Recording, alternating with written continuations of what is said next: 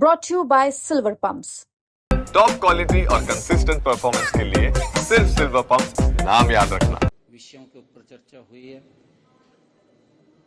कि सामूहिक रूप से कई विषय ऐसे थे हमारे विधानसभा को लेकर के चर्चा हुई है और सर्वदलीय बैठक में कल महामहिम राज्यपाल महोदय जी का अभिभाषण से कल विधानसभा का सत्र का प्रारंभ होगा और अभी फिलहाल के लिए उसको 28 तारीख तक रखा है कि और आगे अगर एक्सटेंड करने की आवश्यकता पड़ी तो बीएससी की मीटिंग के अंदर बैठ करके उसको और बढ़ाया जा सकता है।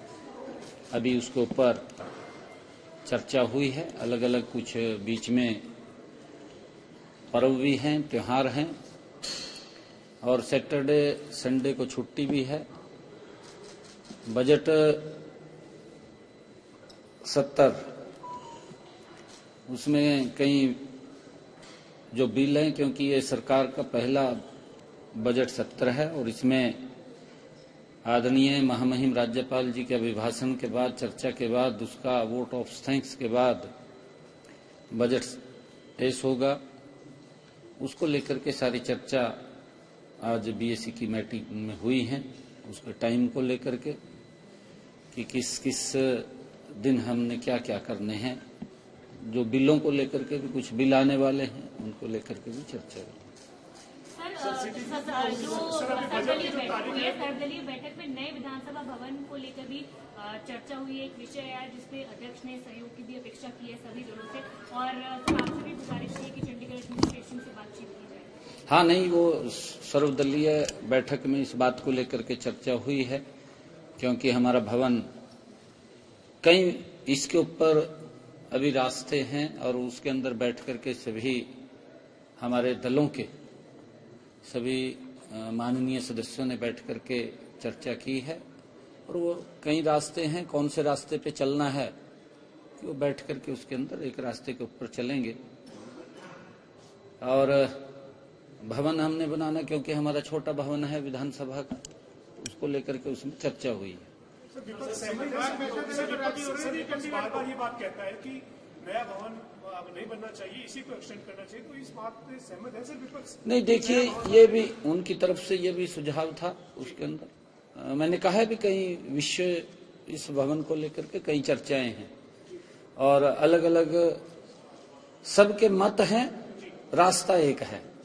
हाँ,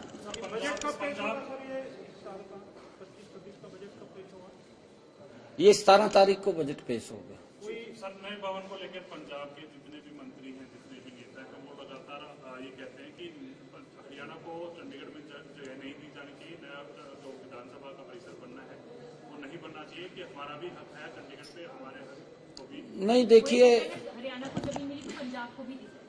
अच्छा है, हमने तो कहा था कि क्योंकि अगर पंजाब भी अगर अपना अलग भवन बनाना चाहे तो बनाए ना, अच्छा है, क्योंकि अभी परिसीमन होगा, परिसीमन के अंदर सीटों की बढ़ोतरी भी होने वाली है, उसमें इनका भवन भी से छोटा पड़ेगा, हमारा भवन छोटा पड़ रहा है, तो हम चाहते हैं वो भी अपना भवन बनाए, अच्छा है, उसके अंदर कोई ये नहीं है क्योंकि भी उसको देना है उसको नहीं देना, ऐसा नहीं है। सर, बजट सत्र शुरू होने में अभी कुछ ही समय बचा है। सर, कल राज्यपाल का अभिभाषण है, बजट जो सत्र शुरू हो जाएगा, लेकिन हालांकि मसला कांग्रेस का है, लेकिन अभी तक नेता विपक्ष नहीं है, तो आपको लगता है सर कि सदन में नेता विपक्ष की एक मजबूत भूमिका कांग्रेस पार्टी को तय करनी चाहिए ताकि प्रदेश के जनहित के मुद्दों पर सत्ता पक्ष और विपक्ष मिलकर आगे बढ़े? नहीं, देखिए, वरिष्ठ नेता है भूपेंद्र सिंह हुड्डा, वो है ना।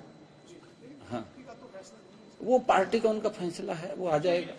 ये बताइए कितने बिल इम्पोर्टेंट जो है इस सत्र में लाने जा रही है सरकार?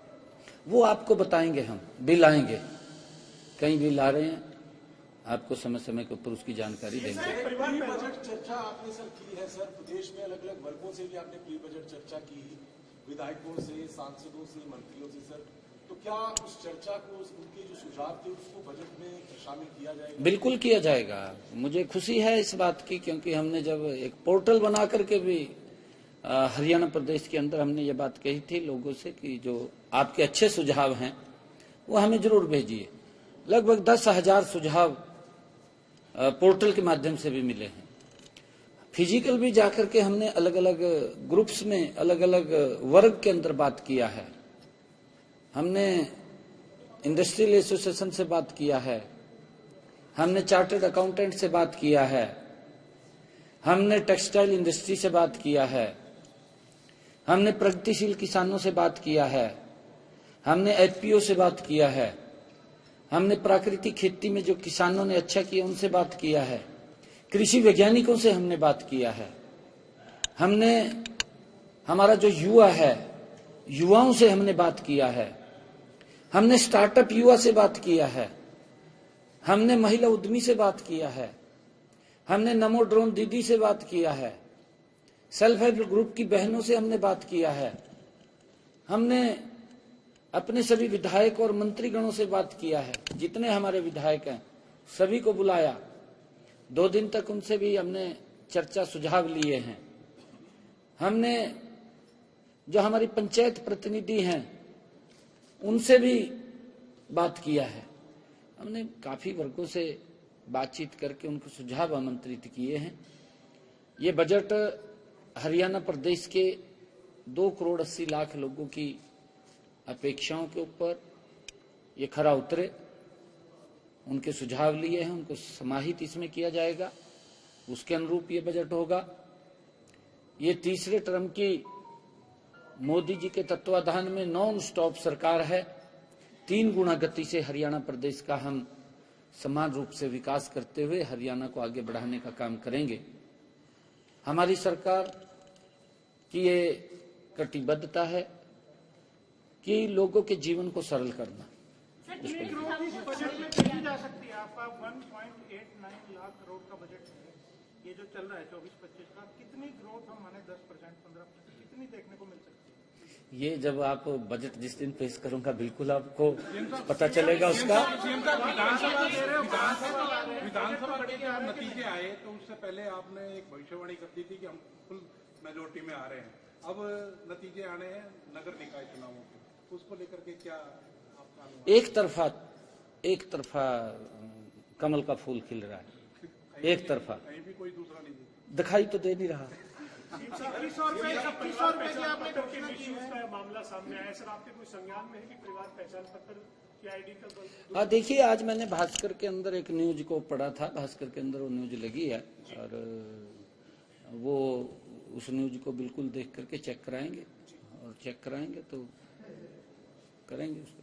ये महिलाओं को 2100 रुपए देने की बात आपने चुनावों के दौरान भी कही है, क्योंकि आप प्रेस कॉन्फ्रेंस में हैं, ये बजट में प्रावधान किया जाएगा? बजट के अंदर हम प्रावधान कर रहे हैं क्योंकि बड़ा बजट है, उसके लिए पूरी रचना योजना बनेगी। क्योंकि हमारा जो संकल्प पत्र के अंदर हमने वायदे किए हैं, हमने 5 साल के लिए वो वायदे किए हैं।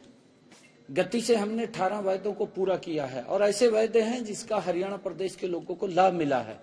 और उसके साथ साथ मैं आपको बताना चाहता हूं 10 ऐसे वायदे हैं जो जल्दी ही शीघ्र स्थायी इसके अंदर जुड़ जाएंगे, उनकी प्रशासनिक अनुमति आनी बाकी और जल्दी ही वो भी जुड़ जाएंगे। बजट में सम्मिलित किया गया है। देखिए, उन्होंने जो सुझाव दिए हैं कहीं के तो अच्छे सुझाव आए हैं उनके भी, और उन सबको समाहित करेंगे। सर पंजाब में सर किसान मोर्चा जो है, संयुक्त किसान मोर्चा, उन्होंने ये कहा कि पंजाब सरकार किसानों के लिए काम नहीं कर रही, इसलिए उन्होंने चंडीगढ़ कूच का ऐलान किया था। उनको कई किसानों को हिरासत में लिया गया। आप क्या कहना चाहेंगे इस मसले पे? जो पंजाब की सरकार से जो डिमांड की, इसी में वो उन्होंने कहा कि हरियाणा सरकार सभी फसलों पर एमएसपी दे रही है, अब पंजाब सरकार भी दे। नहीं देखिए, मैं इस बात को बार बार कह रहा हूं क्योंकि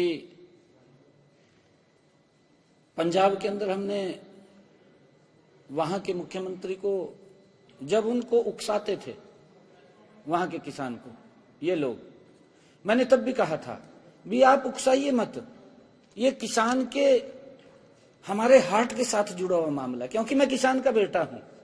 मुझे मालूम है कि किसान की पीड़ा क्या है, किसान कैसे खेत में काम करता है, कैसे वो खर्च करता है, कई बार तो खाली रह जाता है। परंतु हरियाणा के अंदर हमारे किसान को अगर कोई प्राकृतिक आपदा भी आती है तो सरकार खड़ी दिखाई देती है। हमने हरियाणा के अंदर किसानों की इस पीड़ा को समझा, आप लोग देख भी रहे हैं। धीरे धीरे करके हमने पहले 14 फसलें एमएसपी पर खरीदी और अब हमने ये कहा कि हम 100% फसल आज हरियाणा की एमएसपी पर खरीद रहे हैं।